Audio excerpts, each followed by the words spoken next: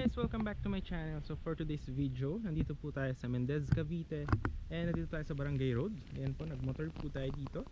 So meron po tayo dito property na pre-selling po siya. And i-develop po, dito po yung magiging concrete road. Ayan. So yan po siya, nakikita nyo. So last 3 lots na lang po, 300 square meter yung cut. So loaded na po sa may price natin yung transfer fee sa pagpapalipat ng title ng ating property. So yan, Along Barangay, pag diniretso nyo po dito going to Tagaytay is around 8 minutes. Pag naman po lumabas kayo dyan, marami naman mga hardware na mga bilihan ng mga panggawa ng house. Yan. So mura lang po dyan. And dito guys, kapag na-develop na po ito, yung ating project is nakaroon siya ng concrete road, drainages, perimeter fences, and any house design upon full development. So last 3 lots na lang po siya, 300 square meter, ayan po siya. So at the end of the video is papaliparin ko yung drone, yung ating motor is papadaanin natin going from this Barangay Road going to Tagaytay. So yun, makikita nyo yung daan, so napalapit lang. Munisipyo ng Mendez is around 4 minutes or 3 minutes, ayan. Then siguro para makita nyo muna yung lawak itong property is paliparan muna natin ng drone shot that you will see here on 3, 2, 1. Ito po yung drone shot itong property na to.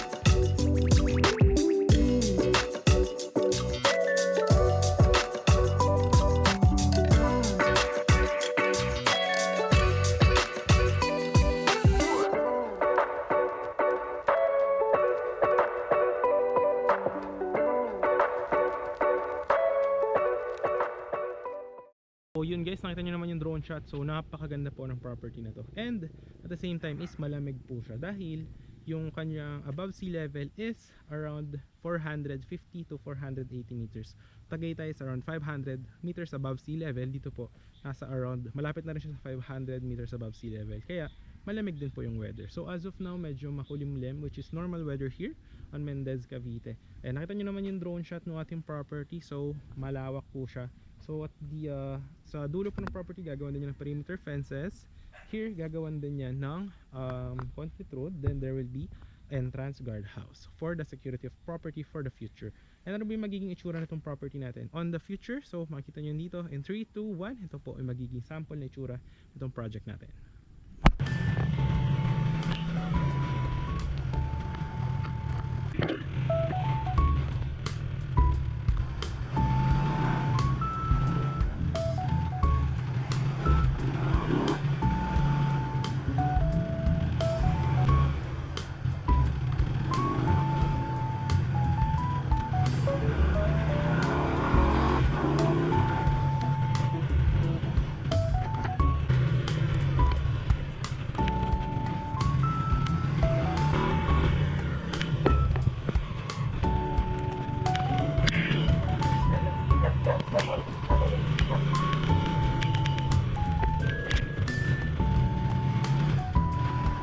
Yes, ito yung isa sa inikutan natin na katabi lang nung project natin na bagong open. So ganito rin yung magiging itsura nung property after development. So yung sinasabi ko sa inyo, may mga concrete roads. Tapos yan, any house design, pwede rin na parang mini farm, ganyan. So depende po sa inyo. Tapos magkakaroon din yun ng mga lines sa kuryente, ganyan. Tapos yan, pwede rin ng mga malaking houses or what. So yan, mga ganyan. Pwede nyo rin bakudan, tapos lagay ng mga halaman. So depende na po yan sa inyo. So yan, actually dito katabi niya lang din tong yung project namin na yun na bagong bukas. So dito is yung mga client na kumuhas dati, yan, natapos na kasi yung development dito. So yan, dito na sila nakatira. So actually mga ano lang to, mga actually 7 minutes to Tagaytay. Yung sa property kanina mga 10 minutes, kasi mga 3 minutes from the property going to this one. So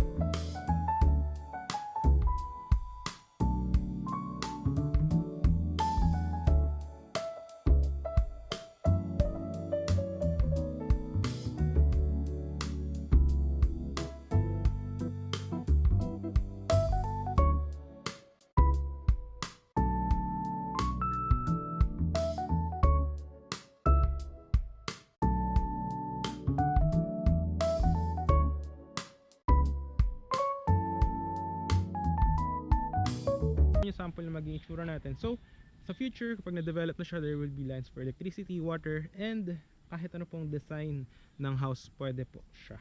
And then, gusto mo ng mini garden, pwede rin siya. If you want to make a swimming pool for your retirement house, retirement lot, is depende na po yun sa inyo. So, siguro, lakaran natin para makita nyo din yung mga available natin na mga lots. So, yeah, let's go. Alright. So, at the end of the video guys, papakita ko sa inyo yung sample na magiging itsura nito, ha? Ay yung from this barangay road going to Tagaytay. Okay? So, yun siya guys. As of now, pinyahan po siya. So, kaka-open nyo lang this month, no? Kaka-open na ng project na to this month. So, yan. Pag na-develop na po siya, nag-start ng development talaga ng concrete road. Yan pong may flag na yan. Tsaka po yung may flag po na yan. Makikita nyo po. So, dyan yung gagawing concrete road papasok. Then, there will be available lots here. Yan. May mga available lots din po tayo doon. Yan. So, actually maganda yung ating property. So, mataba yung lupa dito guys. So, pinyahan po siya dati. Ngayon, medyo maambon lang and malamig at the same time. So, yun. Last 3 lots, 300 square meter. Ayan po siya. Pinyahan siya right now. So, pagka na-clear out na yan, no, mataba po yung lupa. Pwede rin yung taniman sa future. No? So, yun. Maraming salamat sa panonood guys. Siguro, I will show you na yung video ng ating pagmumotor from this property going to Tagaytay para makita nyo and ma-appreciate nyo rin siya.